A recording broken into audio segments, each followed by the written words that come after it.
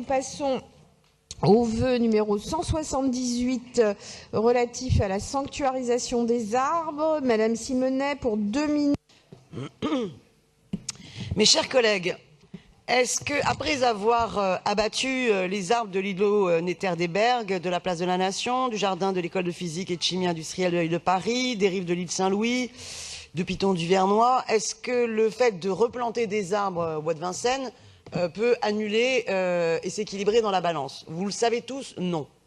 Pour un arbre arraché, il ne suffit pas d'en replanter un pour qu'on arrive au solde de tout compte.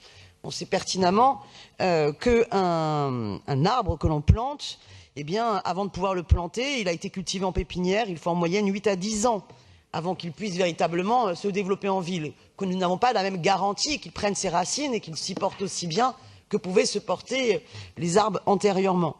Nous savons également que les arbres peuvent correspondre aussi à un patrimoine en termes de biodiversité, mais aussi en termes d'histoire de notre ville. Mais surtout, on voit bien qu'il y a une logique dans le greenwashing de pas mal d'entreprises qui se disent finalement c'est bon, on va pouvoir continuer à polluer la planète, à consommer les énergies carbonées, si on peut finalement être les entreprises qui plantent des arbres tout azimut. Alors il ne s'agit pas de dire que ce serait une mauvaise chose de planter des arbres tout azimut, bien au contraire il faut le faire, mais prenons conscience que les deux ne s'annulent pas.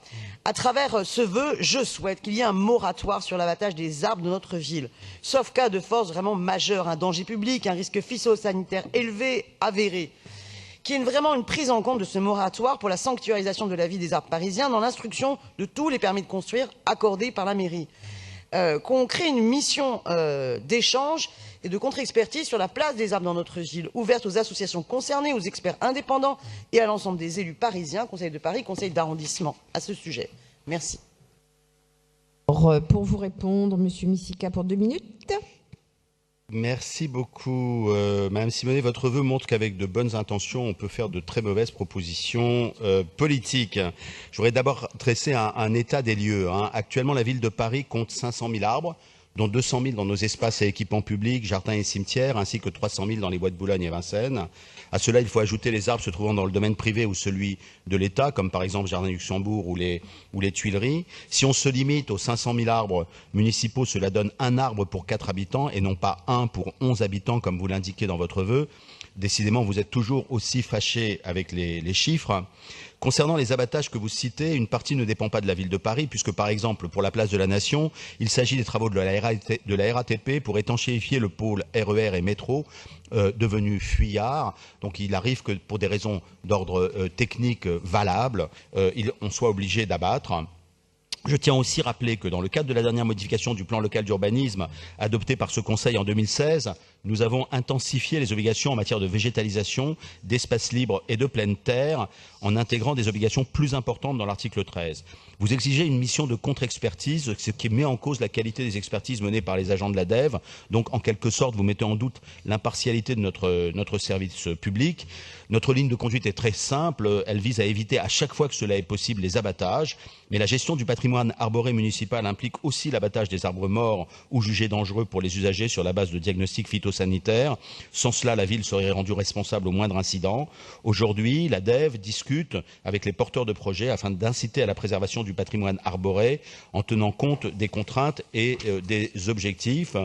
Il s'agit d'un choix équilibré, d'un choix raisonnable. Nous devons intervenir, mais nous devons protéger au maximum. Mais faire un moratoire, c'est rendre totalement inchangeable la ville. Je pense que vous ne me contredirez pas sur ce constat, sur la politique municipale que nous avons mise en place pour répondre à tous ces besoins à la fois de logement, de bureaux, de jardins, d'équipements, avec une diversité de services tous nécessaires à notre ville.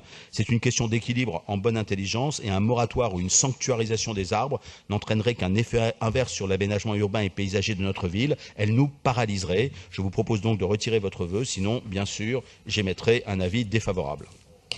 Merci. J'avoue, Madame Simonet, que je suis assez étonnée que vous puissiez remettre en question les qualités du service de l'arbre à Paris. Voilà.